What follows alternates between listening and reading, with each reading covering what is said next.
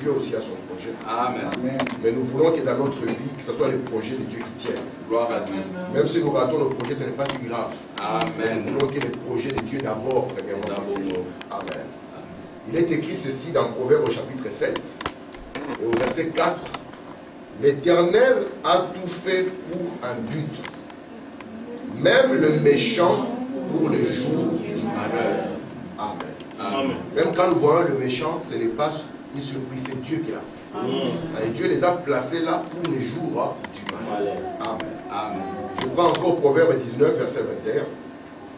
Il y a dans le cœur de l'homme beaucoup de projets, mais c'est le dessein de l'Éternel qui s'accomplit. Amen. Que Dieu ajoute une bénédiction à la vie de sa parole. Vous asseoir. Amen. Je vous salue tous au nom de Jésus-Christ. Et je vous remercie tous d'être là. Parce que si vous n'êtes pas là, il n'y a pas de réunion, n'est-ce pas? Amen. Et si nous sommes reconnaissants parce que vous avez quitté votre maison, il faut voilà me dit c'est la foi qui fait cela. Amen. Amen. Et ainsi, nous avons commencé depuis dimanche passé à parler du dessein de Dieu. Bon, voilà nous dit que quand une nouvelle année commence, ça amène de l'espoir aux gens. C'est pour cela que souvent, ils vont prendre des résolutions par rapport à l'année qui va commencer. Et dans leur cœur, ils vont former des projets. Vous savez, William Branham nous a dit que nous ne devons pas arrêter nos projets. Même si nous savons que Jésus va arriver à 12 ou à 13 heures, si nous sommes même à 12h45, nous devons continuer nos projets. Amen. Si nous n'avions pas un prophète aussi inspiré pour parler ainsi, beaucoup de dégâts seraient. Amen. Nous avons connu des gens qui ont déchiré leur diplôme parce que Jésus est arrivé. Nous avons vu des gens qui ont dit qu'ils ne feront plus rien parce que Jésus est arrivé. Mais ce n'est pas ça la voie de Dieu. Alors ici, dans cette année qui commence, je sais que dans les cœurs de nos jeunes, dans les cœurs des enfants, dans les cœurs des parents, il y a des projets. Et c'est quelque chose de bien. Amen. Mais nous devons être conscients qu'au-dessus des projets que nous avons, Dieu aussi a un projet. Amen. Parce que dans la nature de Dieu, il n'y a rien qui est là par hasard. Si vous prenez votre propre corps, vous ne verrez rien qui soit là par hasard. On peut dire, écoutez, alors comme vous avez 2 pieds, on va vous arracher une jambe. Vous verrez que si on vous arrache une jambe, il va vous manquer quelque chose. Parce que tout ce que Dieu fait, il le fait dans un but précis. Amen. Et lorsque Dieu permet, par exemple, parce que tel que nous sommes ici dans cette salle, pour Dieu ce n'est pas une surprise. Il avait vu déjà qu'un jour nous serons à cet endroit. Peut-être que quand nous étions enfants, nous ne pouvions pas penser que nous serons à 10 000 km de notre pays d'origine. Mais Dieu savait qu'un jour nous serons rassemblés ici. Et si Dieu a permis que nous puissions venir de loin jusqu'ici, c'est qu'il n'y a pas de hasard. Parce que chez Dieu, il n'y a pas de hasard. C'est pour ça que parfois nous disons, mais Seigneur, comment même ce méchant ici, il est en train de m'agresser, toi tu le laisses. Nous voyons que c'est Dieu qui permet même que le méchant soit là.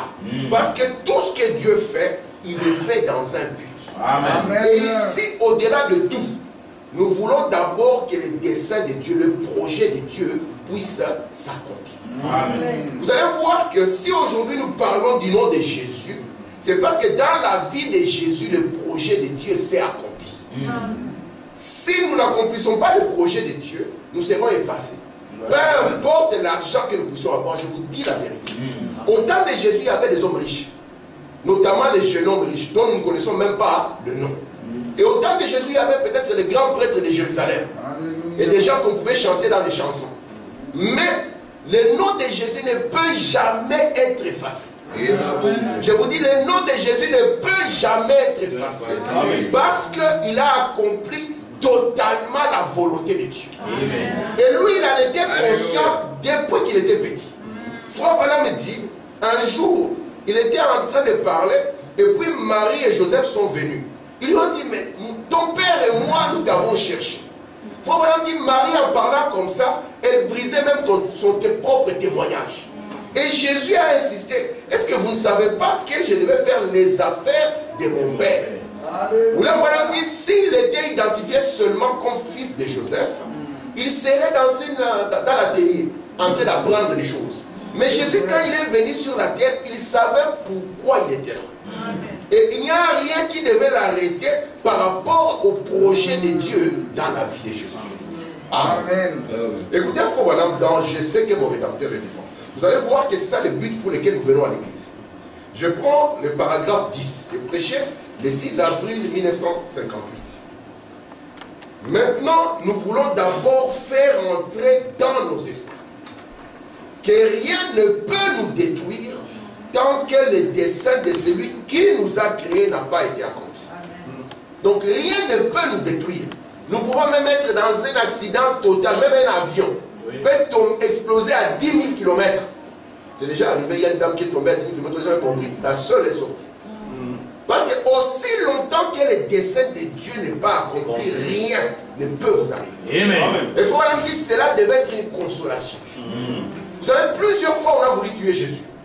Vous pouvez voir qu'à un moment comme ça, il a prêché, les gens voulaient le saisir. Mais ce n'était pas encore le moment.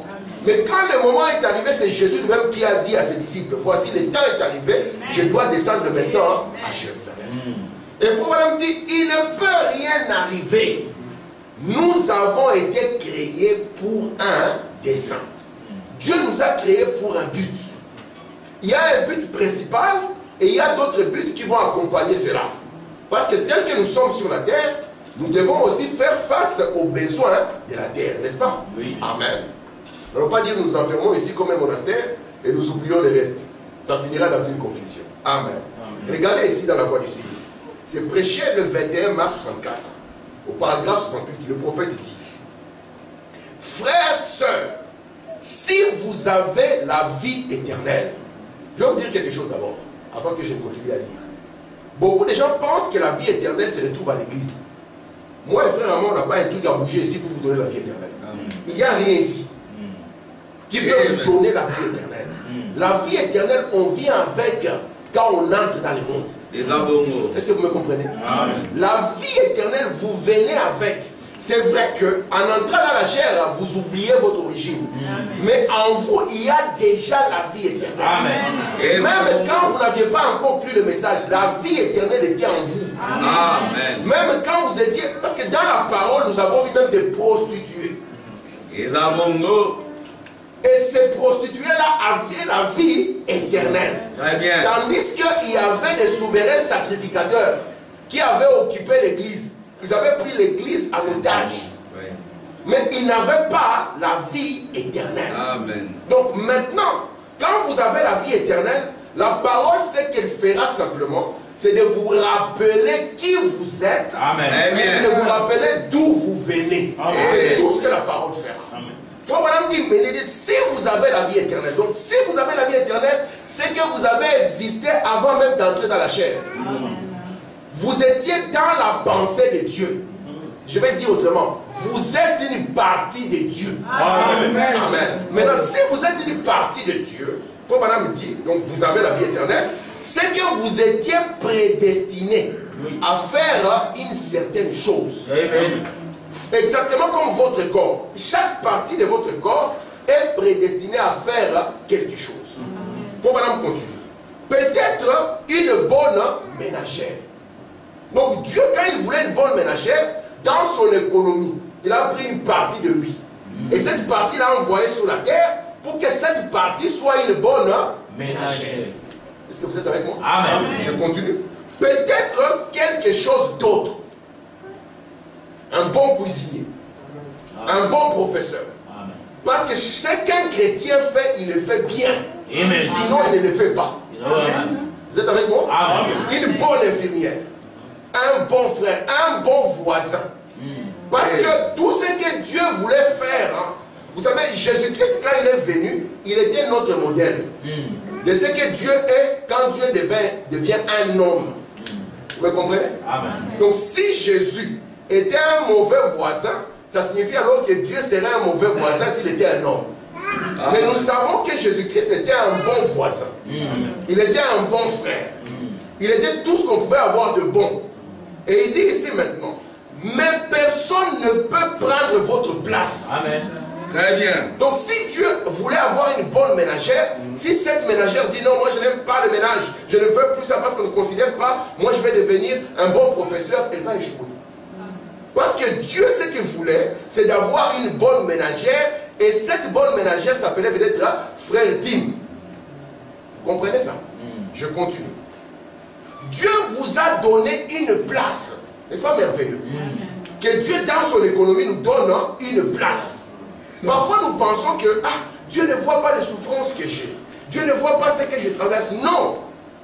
Dieu va vous faire du bien plus que ce que vous pensez vous-même.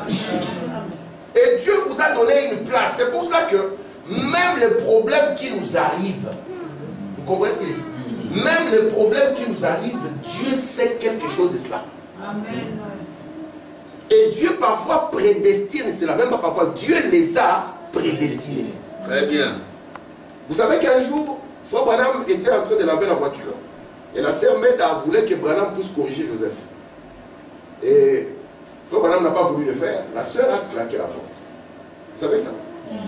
Et puis quand elle a claqué la porte, automatiquement elle a développé un kyste qui a commencé à gonfler. Mais ce kyste ici, Frère Branham l'avait déjà senti 16 ans auparavant. Parce que Frère Branham expliquait un peu aux frères. Alléluia! Amen! C'est que je prends la main de la personne. Et la maladie va donner une vibration. Et parfois ma main va changer de couleur. Et je saurai quelle maladie il a. Il dit, comme ma femme elle est en bonne santé, donne-moi ta main, Meda. Il donne la main. Et quand il touche la main, il dit, ah. Mais on sent qu'il y a quelque chose. Meda dit, mais je n'ai rien. Le médecin voit, je ne vois rien. Mais Dieu l'avait déjà prédestiné. Que 16 ans plus tard, c'est qu'un homme n'avait pas vu allait arriver. Et je dis ceci pour que nous arrêtions de nous plaindre. Frère Branham dit, il n'y a pas une mauvaise chose que le diable puisse couronner la vie d'un homme par des plaintes. Non. Nous devons être conscients que Dieu marche avec nous, à moins que vous êtes conscient qu'il ne marche pas avec vous. Mais si vous savez qu'il marche avec vous, même quand une porte se ferme, restez calme. Amen. Sachez que votre Dieu est avec vous, rien ne vous fera du mal aussi longtemps que vous êtes là.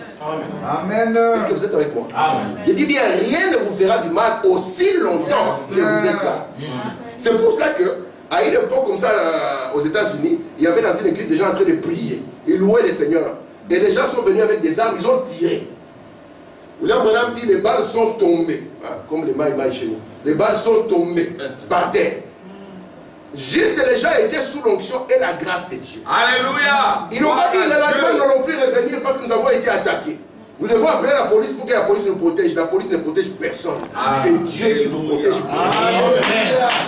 Et j'aimerais que vous puissiez avoir cette conscience. Ça ne veut pas dire que nous allons faire n'importe quoi parce que c'est Dieu qui protège. Non. Nous allons être des hommes équilibrés. Mais dans notre conscience intérieure, nous savons que c'est Dieu qui nous protège. Amen. Regardez maintenant ce que Frère Branham dit. Je continue. Il dit ici, Dieu vous a donné une place. N'osez pas prendre la place de quelqu'un d'autre. Soyez conscient que vous avez une place dans l'économie de Dieu. Amen. Soyez conscient que Dieu se préoccupe de vous. Est-ce que vous êtes là? Amen. Dieu se préoccupe de vous. Peut-être que dans votre... Vous savez, parfois, quand vous avez un enfant qui traverse peut-être l'adolescence, il va penser à un moment que mon père n'est même pas. Et souvent, nous aussi, nous sommes dans une sorte d'adolescence spirituelle où nous pensons que, ah, mais comment est-ce que Dieu, mon père n'est même pas. Personne ne peut vous aimer autant que Jésus-Christ. Je vous dis bien, personne ne peut vous aimer autant que lui. Amen. Parce que votre père peut vous abandonner. Vous ne savez pas ça? Il y a beaucoup de gens qui ont été abandonnés et par leur père et par leur mère. Mais Dieu ne vous abandonnera jamais. Amen. C'est pour cela que soyez d'abord consolés par le fait que lui, il est concerné par chaque chose. Amen. Qui vous arrive. Dieu. Amen. C'est pour cela qu'il vous console en vous disant que aussi longtemps qu'il vous place ici, rien ne peut vous arriver si lui ne le permet pas. Amen. Amen. Je vous dis la dernière fois, même si les Américains ils envoient une bombe par un B-52 qui tire ces bâtiments, nous allons sortir un à un ici vivants. Amen. Gloire à Dieu. Amen. Amen. Dans le Branham, vous étiez conscient lors de l'inondation. L'inondation est entrée, la Bible et le frère Branham étaient là à la chaise. Très bien. Les chaises sont montées, les chaises sont descendues, chaque chaise à sa place. Et rien n'a bougé dans l'église. Pourquoi? Parce que c'est Dieu qui l'a permis ainsi. N'est-ce pas que ça rassure? Nous sommes dans un âge où, c'est Frère Branham qui a dit ça, nous sommes au milieu de pandémies, des histoires, le monde est complètement malade. Alors si aujourd'hui, nous disons simplement nous allons nous fier à la science, eux-mêmes ne sont même pas capables de s'asseoir et d'être d'accord avec eux. Mais nous sommes bénis parce qu'au-delà de l'homme, nous savons que c'est Dieu qui nous dit. Regardez ce que Frère Branham est en train de dire ici. Il dit, Dieu vous a donné une place. N'osez pas prendre la place de quelqu'un d'autre. Là, ce sont les imitations charnelles. Amen. Cela montre qu'il y a quelque chose de faux en vous. Mais soyez ce que vous êtes. Amen. Tout à fait. Ne soyez rien d'autre. Amen. Quand Dieu vous a formé tel qu'il vous a formé, il savait pourquoi il le faisait. N'essayez pas de devenir quelqu'un d'autre. Soyez ce que Dieu a fait de vous. Amen. Très bien. Donc, mais vous devez d'abord découvrir alors là où il veut que vous puissiez être. Amen. Amen. Amen. Je continue. Je prends dans le message, je sais que mon rédacteur est vivant. Écoutez ce qu'il faut madame, du paragraphe 12. Peu importe combien vous êtes petit. Souvent nous avons l'habitude de négliger les petits. Peu importe combien vous êtes petit. On peut regarder les juniors, on dit, oh lui le petit, il ne peut rien faire. Un jour dans une famille, on devait couronner un roi. C'était dans la maison d'Isaïe, ou de Jessé. Et lorsque le prophète est venu pour dire qu'on va couronner un roi, les gaillards sont sortis. L'aîné est venu, il a dit certainement que c'est moi. Parce que c'est papa qui m'a établi fils après lui. Le prophète l'a regardé, il n'a rien vu. Et c'est lui qu'on avait oublié, la béatitude oubliée. Le prophète a dit, ah, on a passé tout le monde, on a oublié le petit là. Mais le programme de Dieu était attaché au petit là. Il faut qu'on prêche le message, pourquoi la petite Bethléem. Et quand il prêche la petite Bethléem, il ne parle pas d'un lieu géographique, il parle d'un petit prédicateur. Alléluia. Et c'est William Branham. Amen. Amen. Est-ce que vous êtes avec moi? Amen. Et quand on l'a amené, on a dit, voici l'homme que Dieu a créé. Et devant Goliath, c'est le petit qui a tenu. Là où les gaillards ont fui. Mais ce petit savait que le prophète l'avait oint. Il connaissait sa position. C'est pour ça qu'en face de ceci, il s'est souvenu. Dieu m'avait aidé devant l'ours. Dieu m'avait aidé devant le lion. Et devant celui-ci, Dieu m'aidera encore. Rien ne m'arrivera. Parce que j'ai été couronné pour être roi. Et aussi longtemps que je ne suis pas sur le trône, même une bombe atomique. Amen. C'est ça le Dieu que nous servons. Même une bombe atomique. Amen. On peut dire, tout a été rasé, mais on voit un homme qui s'élève. Parce que Dieu n'a pas fini avec nous. Donc on dit, peu importe combien vous êtes petit, combien vous êtes grand, Dieu aime aussi les grands. Combien vous êtes important, Dieu aime aussi les importants. Combien vous êtes sans importance, frère, moi je suis sans importance. Dieu aime aussi ceux-là qui n'ont aucune importance. Peut-être que c'est sans importance aux yeux des hommes.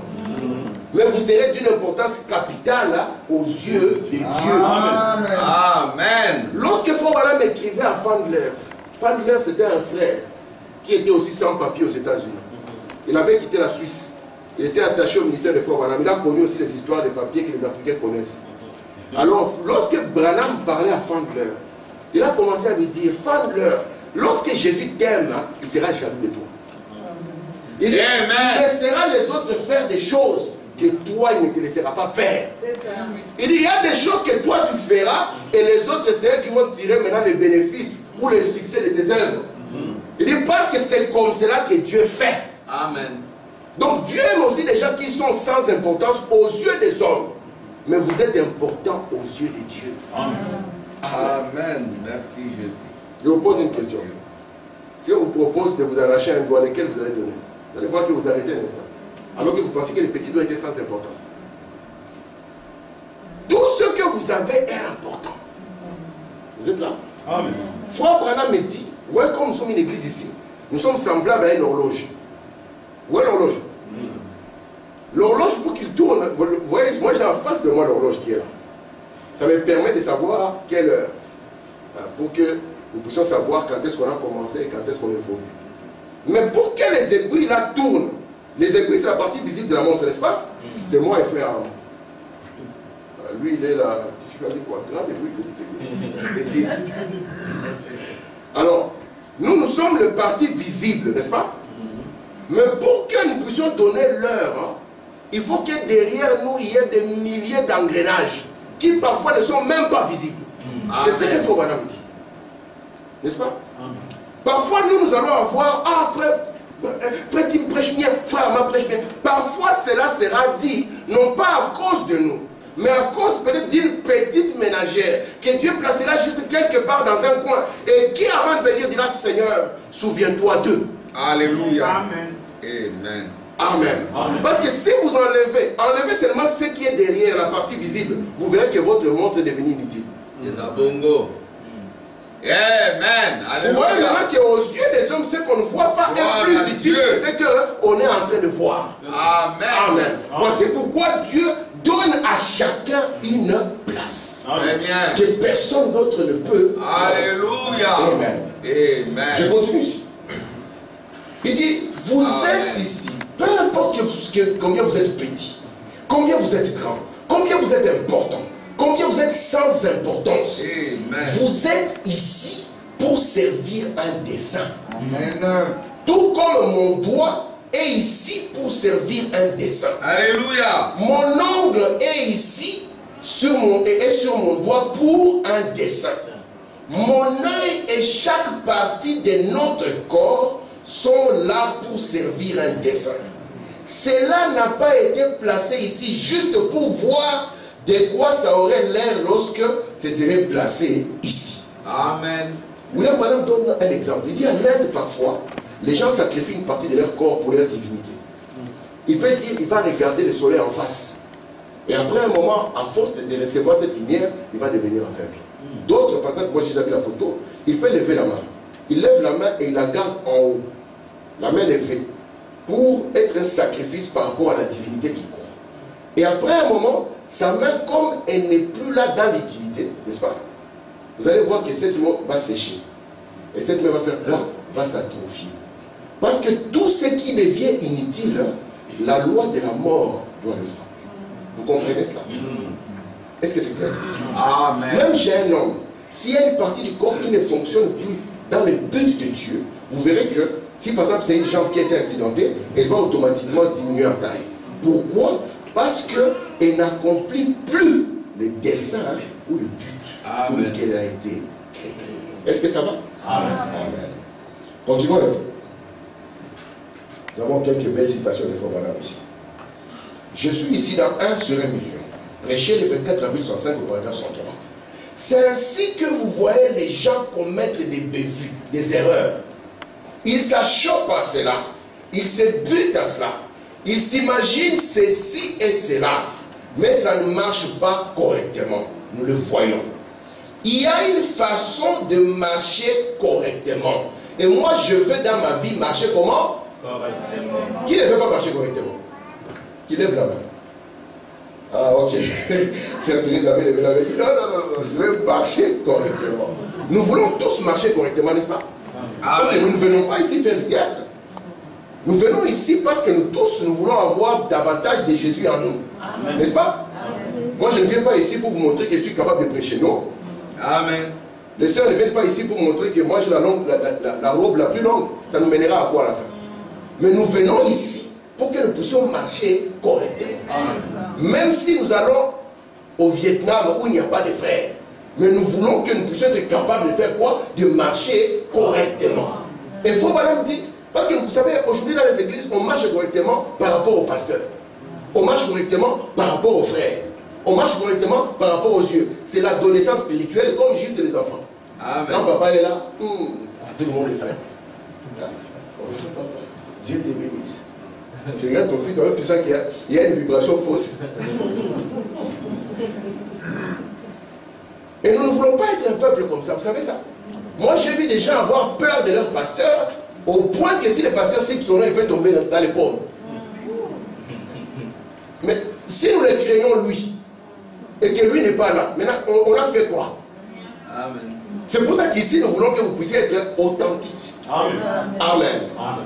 J'aimerais quelqu'un qui, quand elle enlève quelque chose, ça soit Dieu qui l'a amené à le faire. Parce que si c'est Dieu qui l'amène à le faire, aucun homme ne le ramènera. Alléluia. Amen. Amen. Amen. Et nous voulons tous aussi marcher correctement. Même si Frère Samuel est en plein Vietnam, il ne va pas regarder, il a une bière, et puis quand le frère, c'est quoi ça? Il te dit c'est une bière sans alcool. C'est opposé. Voilà, dit ici, il y a une façon de marcher correctement. C'est quoi cette façon? C'est de trouver la volonté parfaite de Dieu et de s'en tenir à cela. Est-ce que vous êtes avec moi? Dieu a une volonté parfaite. Et quand les frères Armand, vous voyez, les frères urbains, je ne sais pas moi, les frères se rencontrent, il y a une boisson qui descend sur la table, Dieu a une volonté parfaite de ce qu'il veut voir les frères boire. Vous savez ça? Est-ce que vous le savez? Un jour, je parlais avec un prédicateur, il m'a dit, ah frère, tu ne peux pas m'envoyer un peu pour que je puisse boire un peu? Moi, je lui ai dit, mais papa, c'est quoi? Répète un peu. Ah, il m'a dit, mais c'est comme ça. Moi, je lui ai dit, tu as oublié qu'à ton prophète, il a été dit. Alléluia. Tu ne boiras pas, tu ne fumeras pas, tu ne suivras pas ton corps. Donc, Dieu a une volonté et il veut que cette volonté, nous puissions premièrement la trouver. Si je vois une femme en pantalon, je comprendrais qu'elle n'a pas encore compris la volonté de Dieu quant à l'habillement d'une femme. Mais vous qui êtes ici, si vous savez que c'est ça la volonté de Dieu, Dieu veut que vous puissiez vous tenir à cela. Amen. Amen. Amen. Amen. Et je vous dis une chose, hein, si vous êtes sincère dans votre cœur et que vous le désirez, même si c'est un endroit où on dit que tout le monde sera en pantalon, vous serez en jupe. Amen. Moi, je l'ai vu avec ma femme. Elle a commencé des études infirmières. Et maintenant, le point choquant, c'était le pantalon. Elle a une dérogation parce qu'elle a dit, moi là, je sais que Dieu peut entrer. On lui a dit, madame, on va vous faire votre jupe. Et vous serez en jupe durant toute votre formation. Parce que notre Dieu, il prend soin de nous. Amen. Amen. Alléluia. Amen. Et Dieu veut que nous puissions trouver sa volonté parfaite. Quelle est la volonté parfaite que quand Dieu nous donne un garçon comme Stéphane? C'est que les dimanches, je cours avec lui sur un terrain de football pour que demain il devienne le prochain camp. C'est ça en fait, comprendre comment marcher correctement. Alléluia. Amen. Frère, prenons un seul qui sera comme Tostao.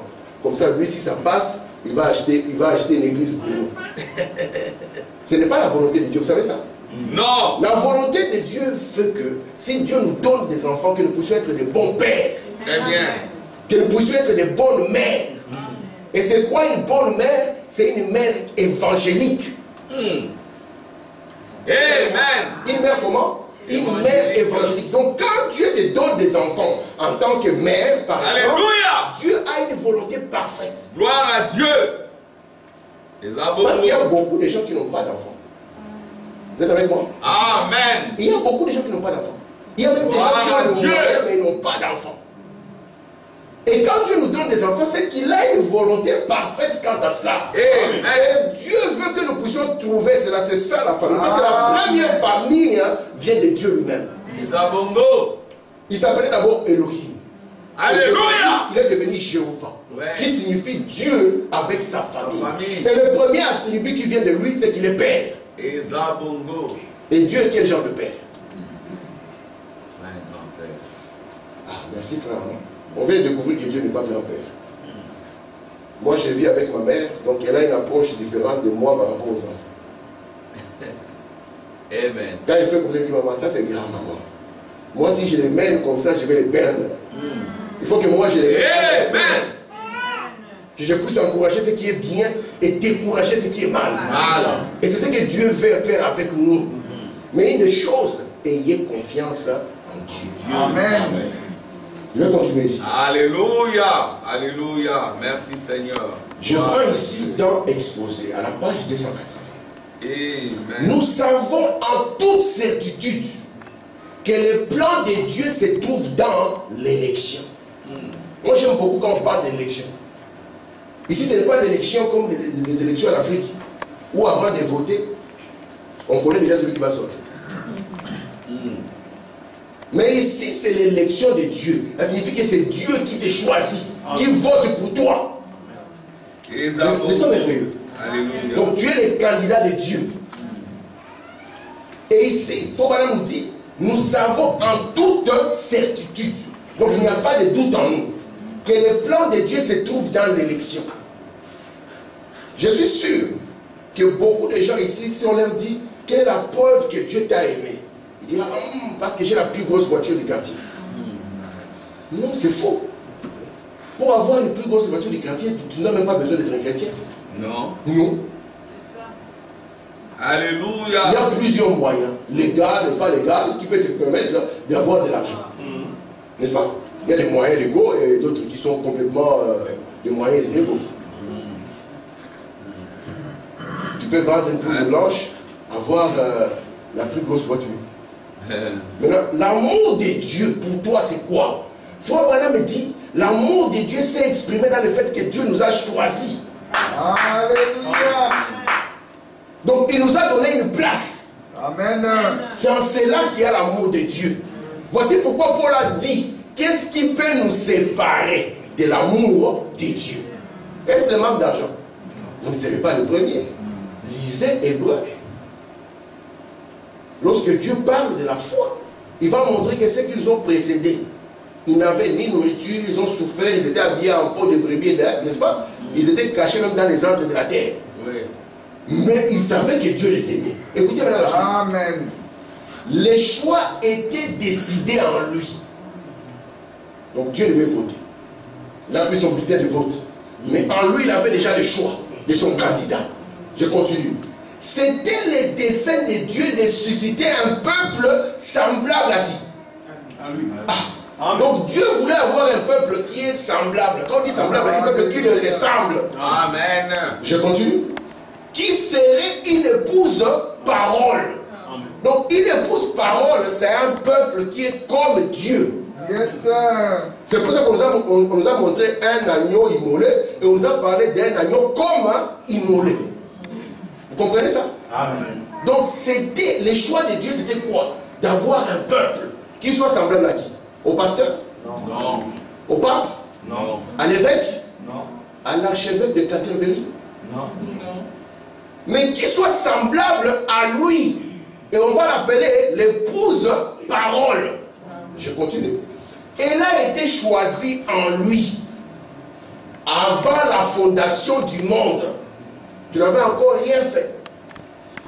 Elle était connue et aimée d'avance. N'est-ce pas merveilleux de savoir que Dieu t'a aimé d'avance? Amen. Avant même d'être apparu sur la terre au cours des âges. Amen. Savoir que Dieu m'a aimé avant même que je ne vienne sur la terre. N'est-ce pas merveilleux? C'est pour ça qu'il commence à dire à Jérémie, avant même que tu ne sois formé dans les seins de ta mère. Ça, c'est une autre science. Amen. Mais c'est lui maintenant qui t'a choisi avant même que tu ne sois formé. Va-t-il manquer d'être capable de te conduire quand tu es formé? Amen. Amen. Nous devons lui faire confiance. Amen. Je continue ici. Dans la stature d'un homme parfait, écoutez cette citation, elle est merveilleuse. Il ne vous a jamais fait pour être autre chose qu'un fils ou une fille de Dieu. Est-ce que vous comprenez l'impact de cette citation? Donc quand Dieu vous a fait, quand il a fait le frère Kabongo, le but de Dieu c'était que frère Kabongo soit un fils de Dieu. Mais tu vois, moi, je suis né dans la pauvreté, j'ai commis beaucoup d'erreurs. Non, oublie ça.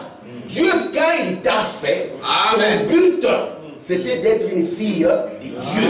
Amen. Vous savez que Frère Branham est dans une famille qui n'était pas d'église. Lui-même, il dit, je suis né sur un fût de whisky. Comme on dirait au Congo, il est né sur un fût de l'Otoko.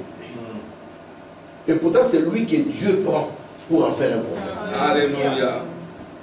Il dit, il ne vous a jamais fait pour être autre chose. Mais la chose qu'il veut, c'est que vous puissiez être un fils et une fille de Dieu. Amen. Je continue. Si vous avez manqué cela, parce que sur la terre, on peut devenir toute autre chose. Mais si vous avez manqué cela, c'est-à-dire être fils et fille de Dieu, vous avez manqué le but.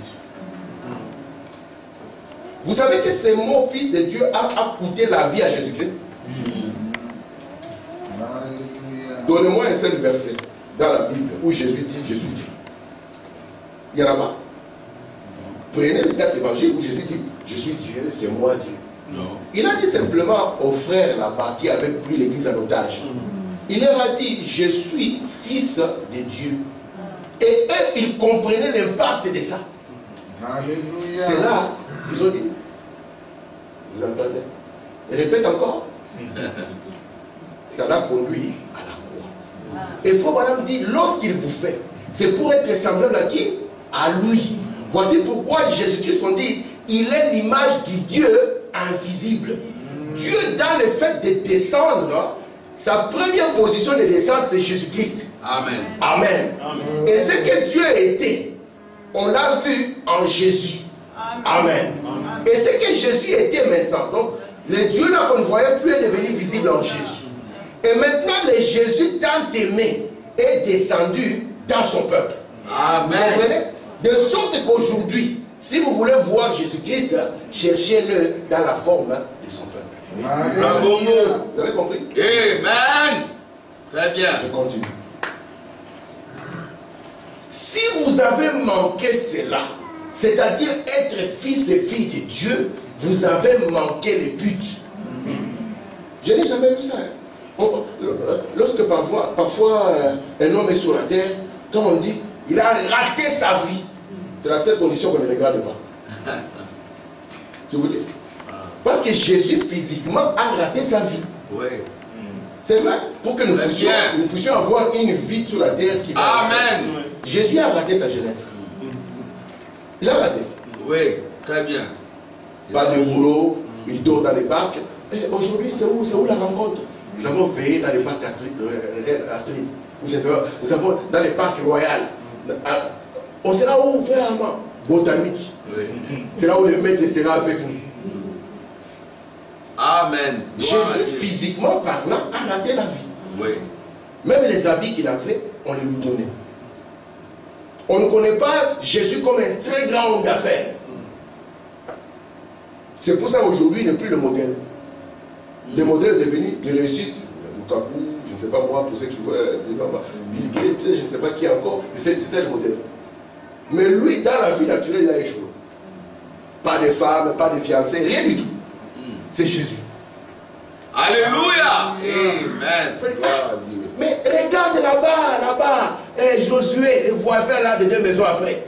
Il a déjà 4 enfants. Lui, il est toujours en train de circuler dans le parc, il y a les histoires et tout ça. Entouré de vieux. Et les vieux le suivent. Je continue. Le mot péché signifie manquer le but. Manquer le but. Donc manquer les desseins de Dieu. Et Jésus, vous savez, quand il est arrivé à Gethsemane, c'est pour ça que nous aimons Jésus à Gethsemane. Il faut vraiment avoir une photo de Jésus à Gethsemane. Et Jésus à Gethsemane, ce n'était pas facile. Hein? Donc la vie s'arrête.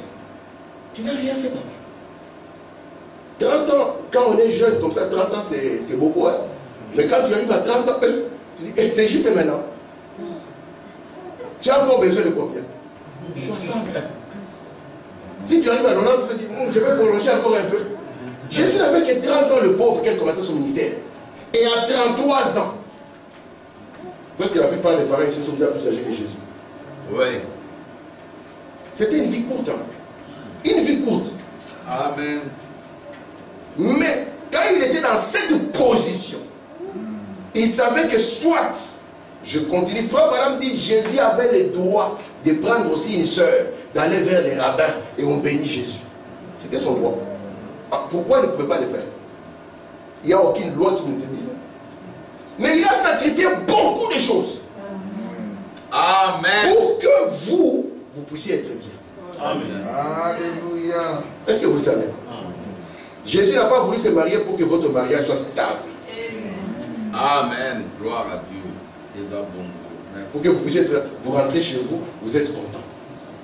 Vous trouvez la soeur trouve le frère et vous êtes bien. Amen. Amen. Amen. Maintenant, il vous dit ici, rentrer, trouver un mariage stable, c'est bien, n'est-ce pas? Épouser une chrétienne, c'est bien. Mais si après tout cela, vous n'êtes pas le fils de Dieu, vous avez échoué. Les gens d'échec qui vous n'allez jamais entendre dehors. Je dis toujours à mon fils, même si tu viens devant moi avec une Maserati, tu ne me feras pas peur. Si je ne vois pas la projection de Christ en toi, je saurai que c'est un échec. Ouais. Amen. Amen. Je pense qu'à un moment, C'est Judas qui avait beaucoup plus d'argent que tous les disciples. Gloire à Dieu. Et l'argent qu'il savait, lui, il savait pouvoir faire. Quand on avait Judas lui-même, il gérait les affaires. Et à un moment, Judas a même 30 pièces d'argent que tout le monde n'avait pas. Amen. Et c'est là, c'est le sort de Judas. Il aurait fallu même qu'il ne naisse pas. Très bien. C'est très grave. Mais Dieu a créé Judas pour les jours du malheur. C'est pour ça que Jésus a dit à Judas. Il dit aux autres, c'est moi-même qui vous ai tous choisi. Mais l'un de vous est un démon. Oui. Donc j'ai choisi les démons pour les jours du malheur. Et Jésus dit à Judas, ce que tu as à faire, fais-les pour mon démon. Amen. Merci Seigneur. Alléluia. Gloire à Dieu. Écoutez notre prophète béni. Amen. Dans Shalom du 19 janvier 1964, paragraphe 125. Pourquoi l'ont-ils tué parlant de Jésus? C'est parce qu'il s'est fait Dieu. Il était Dieu. Assurément. Ils acceptent cela. Il a dit qu'il s'est fait Dieu, égal à Dieu, en disant, je suis le Fils de Dieu. Eh bien, il était. Donc quand il a dit aux pharisiens qu'il était le Fils de Dieu, et ils ont compris ce que ça signifie. Ça signifiait pour eux que c'était le Dieu du ciel là qui était devenu ce frère qui est devant eux. Amen. Quoi? Toi? D'abord, ta naissance c'est où? Tu as grandi où? Qu'est-ce que tu as fait? Tout n'était pas en faveur de Jésus. Jésus était Yeshua ben Nazareth. Il venait de Nazareth. Et Nazareth, c'était le coin le plus pourri. C'est pour ça qu'on a dit même, est-ce que de là-bas, il peut venir quelque chose de bien? Mais c'est là où Dieu a voulu descendre lui-même. Pour montrer qu'il est capable de descendre dans le plus bas des enfers. Amen. Amen. Et d'y sortir son propre peuple. Pourquoi l'ont-ils tué? Quand on dit je suis fils de Dieu. Donc quand on dit je suis fils de Dieu, et comprenez la compréhension. La compréhension c'est quoi? C'est que cette colonne de feu, elle est descendue dans votre cœur. Est-ce que vous me comprenez? Amen. Cette colonne de feu là, que vous voyez au-dessus de la photo, parce que c'est elle qui est mieux. Même si nous voyons une chose qui passe ici, ça peut être une illusion totale de tout le monde. Mais celle-là, c'est la preuve. Amen. Aussi longtemps que la civilisation chrétienne demeurera, cette photo sera là. Amen. Amen. Amen. Maintenant, quand cette lumière, voici pourquoi Frère Branham me dit que cette nuée et cette colonne de feu puissent remplir chacun de vous. Amen. Et quand elle vous remplit, vous êtes identifié comme un fils. Amen. Ce qui compte, ce n'est pas ce que vous avez connu dans votre chair, non. Parce que dans la chair, personne ne pouvait parler comme les pharisiens. Malgré que la seule chair qui pouvait se vanter, c'est la chair de Jésus. Vous comprenez ce qu'ils ont dit? Amen. Amen. Mais là, ils ont dit, ah, donc toi, tu es Dieu. Et ils ont compris son langage. Ils ont dit, vous voyez, c'est Moïse qui a dit, tu ne compareras jamais Dieu à chaque être. Il vient de déclarer son arrêt de mort.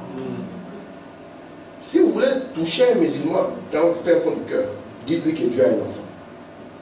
Il va dire quoi? Répète un peu. Est-ce que tu comprends ce que tu es en train de dire? Et c'est ce qu'ils ont dit ici. Il faut va dire plus loin. Qu'il plaise, attends, j'ai la citation avec vous ici. Qu'il plaise à Dieu, qu'il n'y ait pas des histoires comme ça, Dieu avec des enfants. Écoutez la voix du signe 210. Oh là là, cette voix-là n'a pas été acceptée. Ils ont dit, tu t'es fait Dieu, tu t'es fait égal à Dieu. Il a dit, je suis le fils de Dieu. Oh là là, comment Dieu pouvait-il avoir un fils? Voyez, loin de Dieu d'avoir un fils. C'est pour ça que la plus grande bataille avec les musulmans, c'est toujours sur Jésus, fils de Dieu. Il dit, Jésus n'est pas fils de Dieu. Dites qu'il est prophète. Mais c'est Jésus lui-même qui l'a déclaré. Nous ne faisons que répéter les paroles du Seigneur. Amen. Je suis le fils de Dieu. Amen. Et qu'est-ce que signifie fils de Dieu? Lorsque Jésus paraissait devant eux, il leur montrait que cette colonne de feu que vous avez vue, que vous avez appelé la parole, qui était au-dessus de vous, elle a été rendue chère à moi. Amen. Pour qu'au travers de cette expérience, il puisse y avoir un peuple qui avait manqué de venir en Éden. Des fils et des filles, non plus d'Adam, mais des fils et des filles de Dieu. Est-ce que vous me comprenez? Amen. Et aussi longtemps que nous manquons cela, peu importe ce que nous pouvons avoir, nous avons échoué. Amen.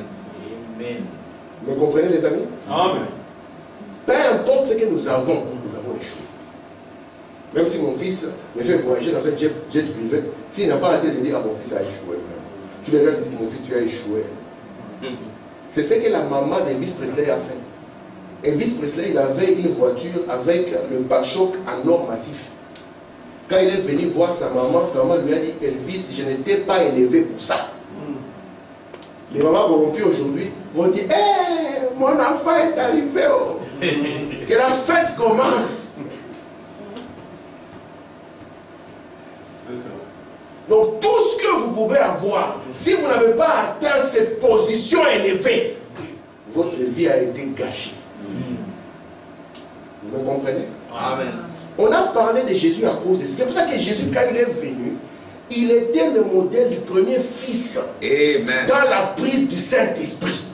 On a vu comment cette comète est descendue en Jésus-Christ.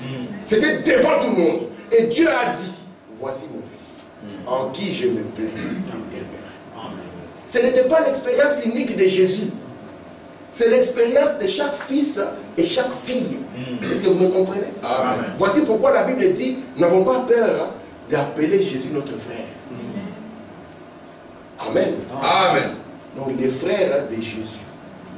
Dans la vie de Goma, quand le message est arrivé, on appelait les croyants du message les frères de Jésus. Oui. C'était ça leur nom, les frères de Jésus. Amen. Ils ont le même Père. Merci Seigneur. Est-ce que ça va jusqu'à là? Amen. Amen.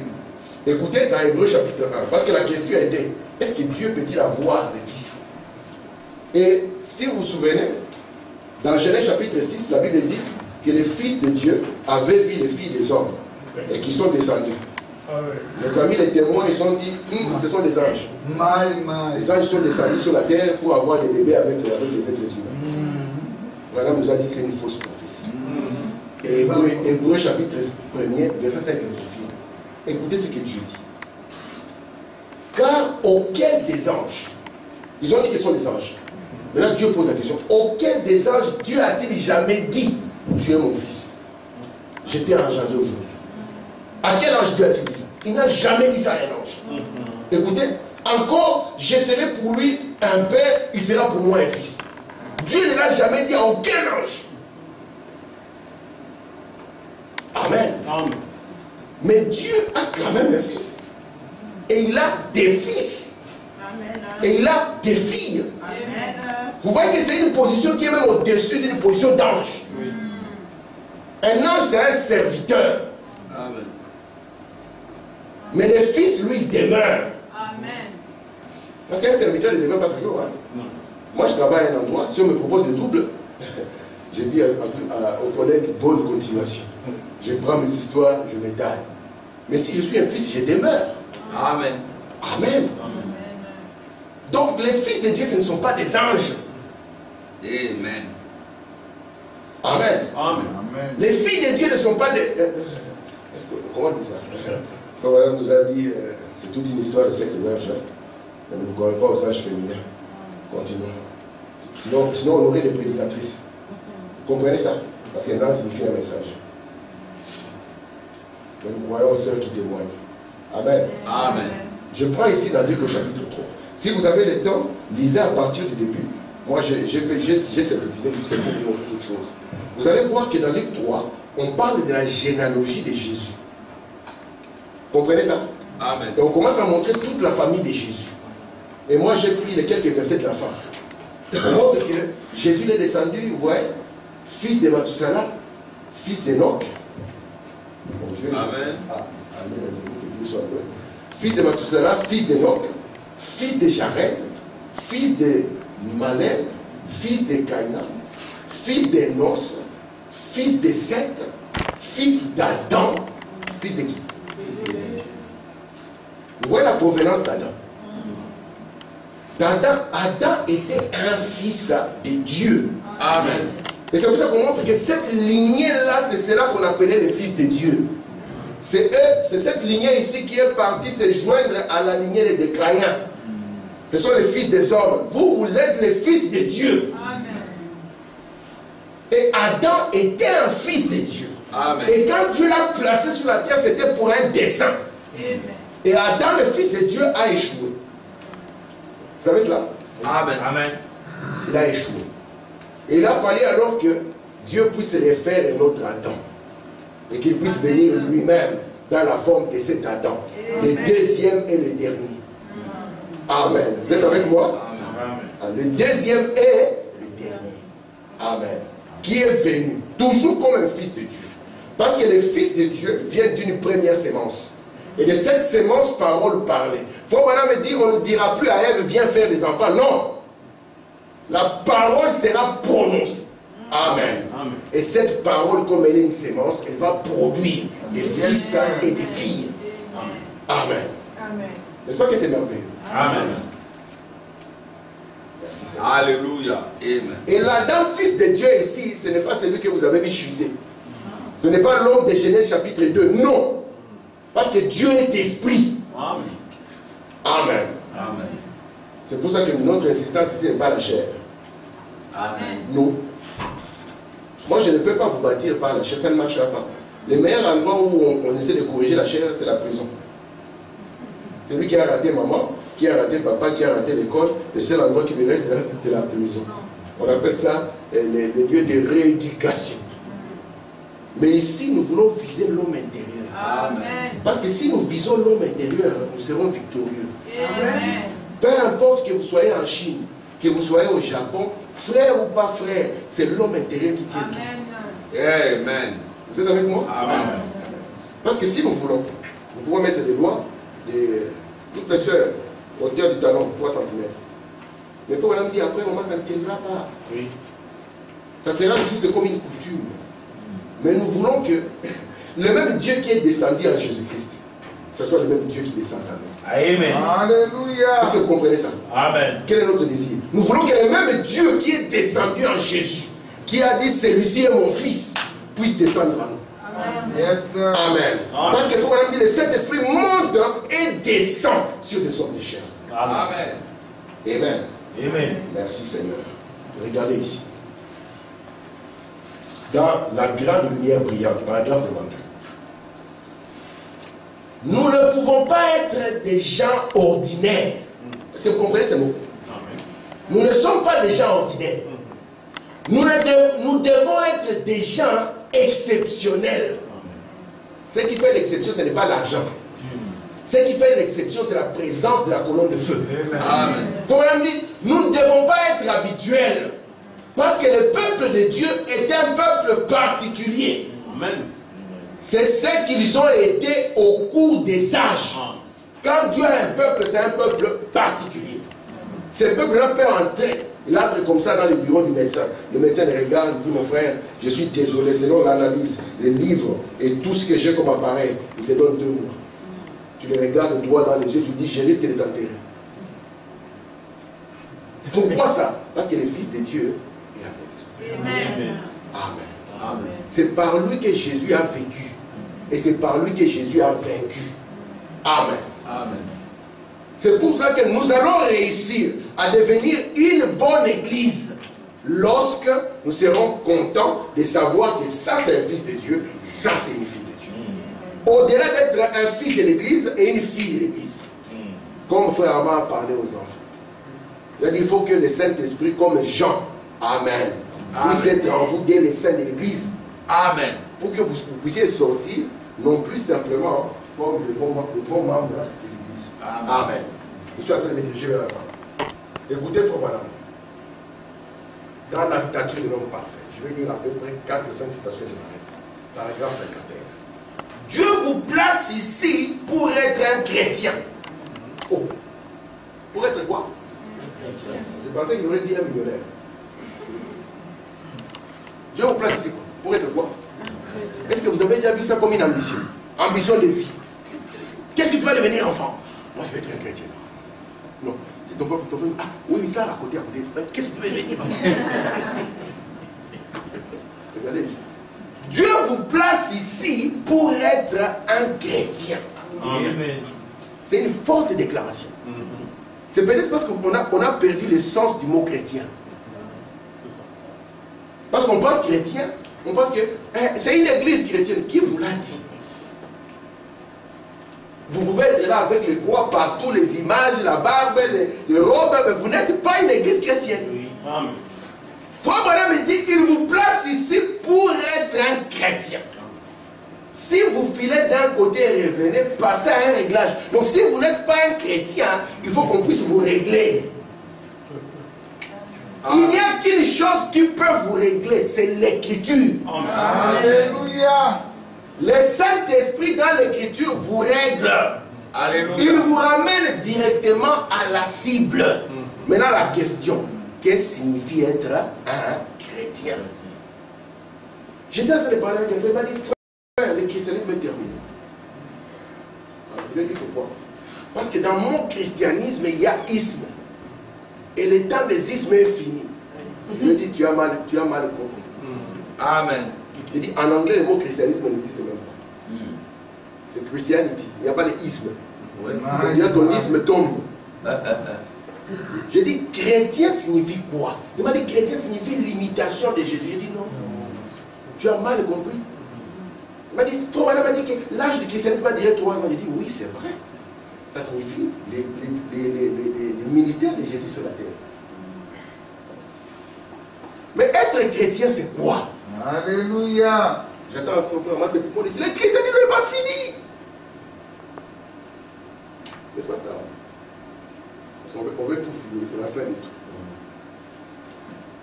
Dieu, quand il vous place sur la terre, c'est pour être quoi? Un chrétien. Maintenant, frère Branham, essaie de nous aider. C'est quoi un chrétien? Si tu rencontres quelqu'un qui dit, c'est pour ça que ces mots ici est difficile. Hein? Quand tu poses la question, es-tu chrétien? On répond toujours souvent, méthodiste, baptiste. Moi, je suis du message, frère. Parce qu'on pensait que je vais les épargner. Hein? Donc, on veut autre chose que ces mots-là. Ces mots-là n'est plus suffisant. Tu es un chrétien? Moi, je suis catholique. Moi, tu me dis, papa, qu'est-ce que nous sommes en fait contre? Il dit, nous sommes chrétiens. C'est papa, je suis chrétien. Non! Il faut que tu donnes la sous-branche. Dieu vous place ici pour être un chrétien. Voilà, help us, please. Écoutez, dans les images de Christ, par exemple, vous devez savoir ce que vous faites. Vous devez avoir foi en ce que vous faites. Par conséquent, bien souvent on entend cette expression.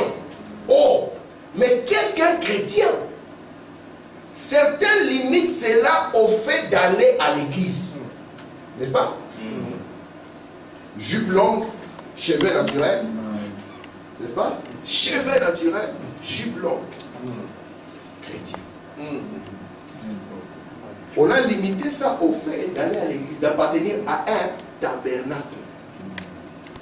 Toi, tu es d'où? Nous, c'est Réhoboth. Avec le frère Armand, le frère Tim, de très bons prédicateurs. Viens seulement chez nous, tu vas voir.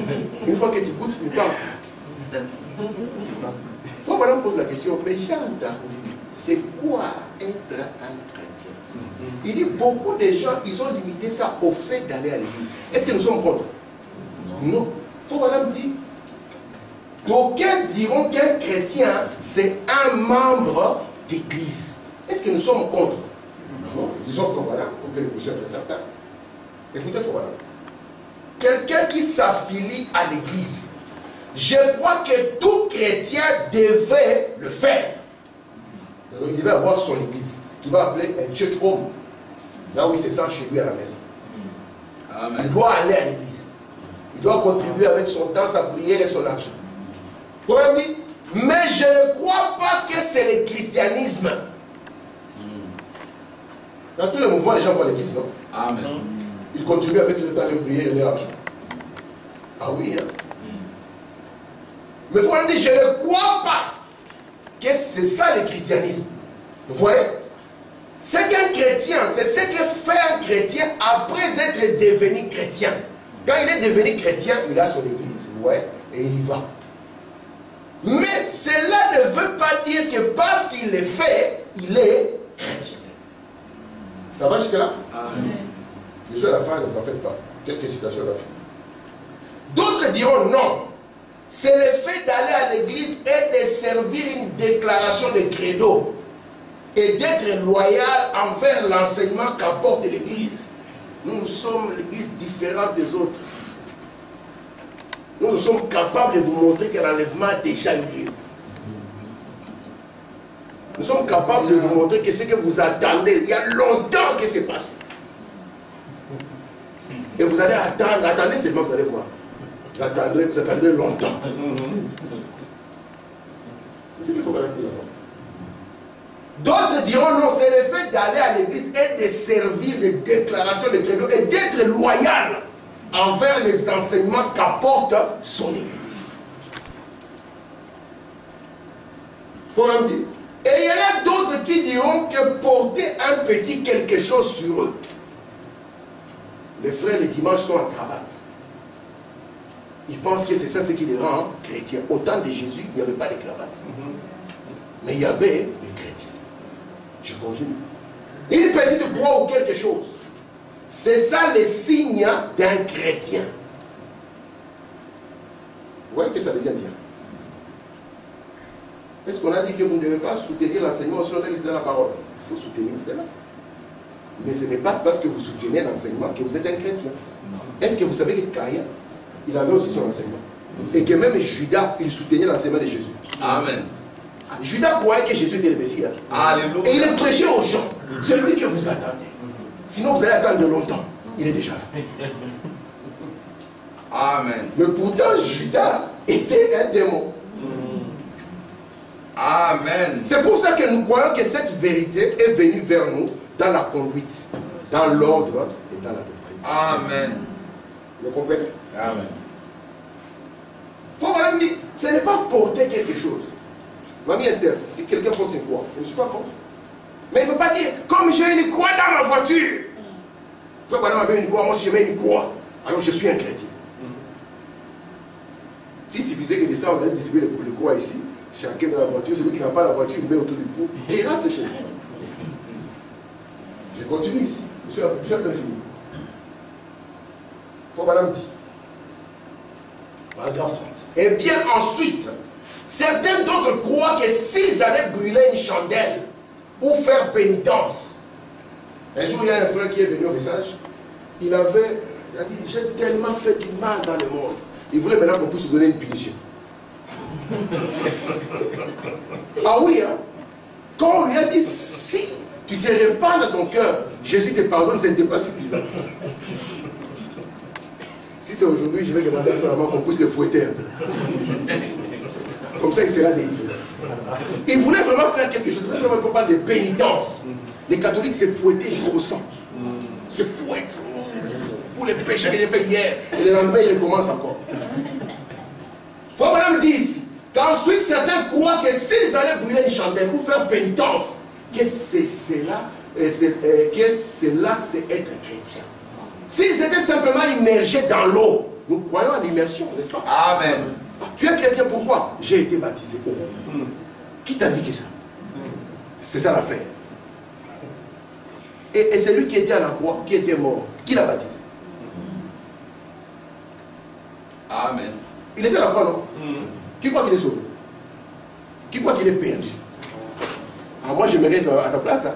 Voleur toute la vie, à la fin, tu es à la croix. Tu passes avec le Seigneur, tranquille. Mais les autres églises toute la vie et à la fin perdu. Mais c'est ça ici. S'ils étaient simplement immergés dans l'eau ou s'ils faisaient quelques sacrifices ou donnaient des biens à l'église, frère, à partir d'aujourd'hui, je vais vous acheter des micros et tout ça. Nous allons récupérer avec joie. Amen. Mais nous savons que cela ne te sauve pas. Amen. Je continue. Ou aider les voisins.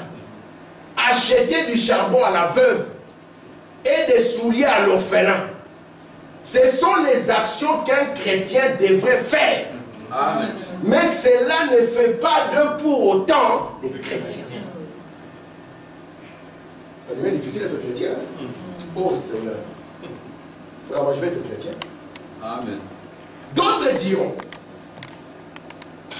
encore que si vous placez une image de Christ dans votre automobile ou sur votre mur, si quelqu'un entre, je veux voir si ce sont des croyants. Ah, les photos sont bien placées. Ah, première venue, deuxième venue, troisième venue, gloire à Dieu.